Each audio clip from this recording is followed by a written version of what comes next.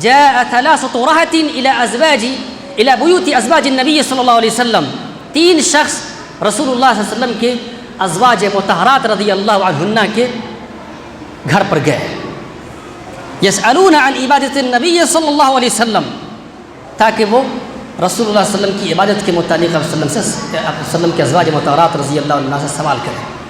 یہ 3 شخص گئے اور مقصد کیا تھا کہ آپ صلی اللہ علیہ وسلم کی عبادت کے متعلق سوال کریں گے۔ فلما اخبروا كأنهم تقالوها، جب انہیں بتا دی گئی تو ایسا محسوس ہوا کہ گویا یہ لوگ اپنے تصور سے آپ صلی اللہ علیہ وسلم کی عبادت کو کم سمجھ رہے ہیں۔ فقالوا أين نحن من النبي صلی اللہ علیہ وسلم، ان لوگوں نے کہا ہم کہاں رسول صلی اللہ علیہ وسلم کے برابر ہو سکتے ہیں، قد غفر له ما تقدم من ذنبه وما تأخر، اللہ رب العالمین نے تو ان کی اگلی پچھلی تمام خطائیں معاف کر دی ہیں۔ ان میں سے ایک نے کہا انا اصلی اللیل ابدا، میں ہمیشہ ساری رات جاگتا رہوں گا اور نماز پڑھتا رہوں گا۔ وقال آخر انا اصوم الدہر ولا افطر، میں ہمیشہ روزہ رکھوں گا اور کبھی روزہ نہیں چھوڑوں گا۔ تیسرے نے کہا انا اعتزل النساء، میں عورتوں سے دور رہوں گا، ولا اتزوج ابدا، اور کبھی شادی نہیں کروں گا۔ فجاء رسول اللہ صلی اللہ علیہ وسلم الیہم، آپ صلی اللہ علیہ وسلم ان کے پاس گئے اور کہا انتم الذین قلتم کذا وکذا، کیا وہ تم ہی لوگ ہو جنہوں نے یہ باتیں کی ہیں؟ پھر آپ نے فرمایا اما واللہ انی لاخشاکم للہ واتقاکم لہ، تمہیں معلوم ہونی چاہیے کہ میں تم سب کی بنسبت اللہ تعالیٰ سے زیادہ خوف کھانے والا ہوں، زیادہ ڈرنے والا ہوں، زیادہ متقی اور پرہیزگار ہوں۔ لیکنی اصوم لیکنی اصلی وارقد، لیکن اس کے باوجود میں نماز بھی پڑھتا ہوں اور سوتا بھی ہوں۔ واصوم وافطر، میں روزہ بھی رکھتا ہوں اور کبھی نہیں بھی رکھتا۔ واتزوج النساء، عورتوں سے شادیاں بھی کرتا ہوں۔ فمن رغب عن سنتی، تو جو شخص میری سنت سے اعراض کرے گا فلیس منی، تو وہ شخص میرا امتی کہلانے کے لائق نہیں ہے، وہ مجھ میں سے نہیں ہے۔ غور کیجئے میرے بھائیوں، ان تینوں نے عبادت میں جو مبالغہ اختیار کیا تھا، اپنی اوقات سے بڑھ کر عبادت کرنے کی جو کوشش کی تھی، ان کا جو تصور تھا کہ آپ صلی اللہ علیہ وسلم جو اتنی عبادت کر رہے ہیں اس وجہ سے کہ اللہ تعالیٰ نے ان کی اگلی پچھلی خطائیں معاف کر دی ہیں، ہم کو ان سے بھی بڑھ کر عبادت کرنی ہوگی۔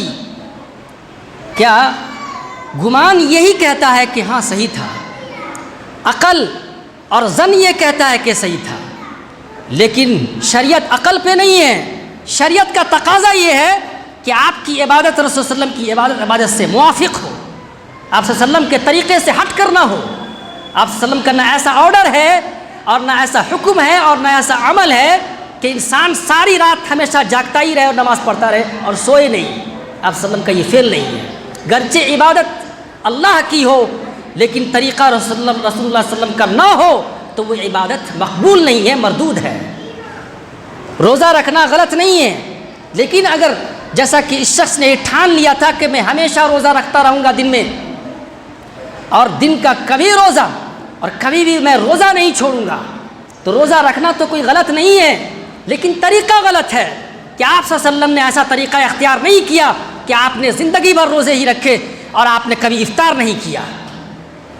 میرے بھائی، یہ تینوں مثالیں اس بات کی مضبوط دلیل ہے کہ کوئی بھی طریقہ اس وقت تک قابل قبول نہیں جب تک کہ وہ طریقہ رسول اللہ صلی اللہ علیہ وسلم سے ثابت نہ ہو۔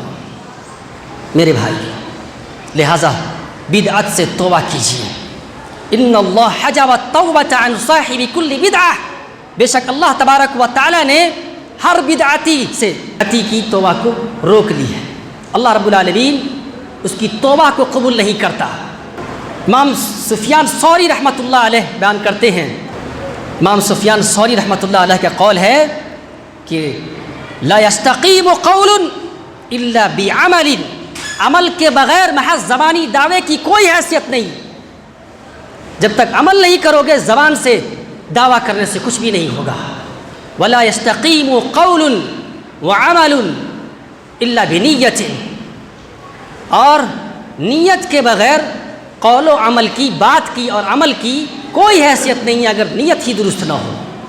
وَلَا يَسْتَقِيمُ قَوْلٌ وَعَمَلٌ وَنِيَّةٌ إِلَّا بِمُوَافَقَةِ السُّنَّةِ، اور کوئی بھی قول، عمل اور نیت اس وقت تک معتبر نہیں جب تک کہ وہ سنت کے موافق نہ ہو۔ امام سفیان ثوری رحمۃ اللہ علیہ آگے بیان کرتے ہیں کہ البدعۃ احب الی ابلیس من المعصیہ، ابلیس کو، شیطان کو بدعت معصیت سے زیادہ محبوب ہے، گناہ سے زیادہ پسند کرتا ہے شیطان بدعت کو۔ المعصیۃ یتاب منہا، گناہ سے انسان توبہ کر لیتا ہے، لیکن بدعت ایسی چیز ہے، والبدعۃ لا یتاب منہا، بدعت وہ چیز ہے کہ بدعتی کو بدعت سے توبہ ہی نہیں کر پاتا۔ کیوں؟ اس لیے کہ توبہ کا دروازہ اللہ رب العالمین بند کر دیتا ہے۔ بدعت اتنا خطرناک گناہ ہے کہ اس شخص کو توبہ کی ہی توفیق نہیں ملتی سوائے اس کے کہ اللہ رب العالمین اس کے اوپر حق کے راستے کو واضح کر دے اور مزید رشد و ہدایت کے راستے کھول دے، جیسا کہ اللہ رب العالمین نے گمراہ، کافر، فاسق و فاجر کو ہدایات دی ہیں، ویسے ہی ہو سکتا ہے کہ اللہ رب العالمین اسے بھی ہدایت دے دے۔ لیکن اکثر یہ ہوتا ہے کہ بدعتی اپنی بدعت سے توبہ نہیں کر پاتا۔ اس کی وجہ، اس کی حکمت ابن تیمیہ رحمۃ اللہ علیہ نے اس طرح سے بیان کی کہ بدعتی گویا کہ وہ شریعت محمدیہ کے علاوہ کسی اور دین پر ہوتا ہے، اور وہ جو عمل کرتا ہے بدعت والا، اس عمل کو وہ برا نہیں سمجھتا، وہ یہ سمجھتا ہے کہ ہم صحیح عمل پر ہیں، ہمارا یہ عمل صحیح ہے، اور اس پر وہ فخر و غرور کرتا ہے۔ لہٰذا جب تک وہ شخص یا کوئی بھی شخص اپنے عمل کو برا نہیں سمجھے گا، یا اس کا احساس یہ نہیں ہوگا کہ ہم سے کوئی واجب یا مستحب چھوٹ رہا ہے، تب تک وہ شخص اس چیز سے توبہ نہیں کر سکتا۔ لیکن بدعتی ایسا تصور ہی نہیں کرتا، ایسا خیال ہی نہیں کرتا، کیونکہ وہ جو عمل کرتا ہے وہ شریعت سے مشابہ، شریعت سے ملتی جلتی چیز ہوتی ہے، جس کو یہ سمجھتا ہے کہ ہمارا یہ جو عمل ہے یہ صحیح ہے۔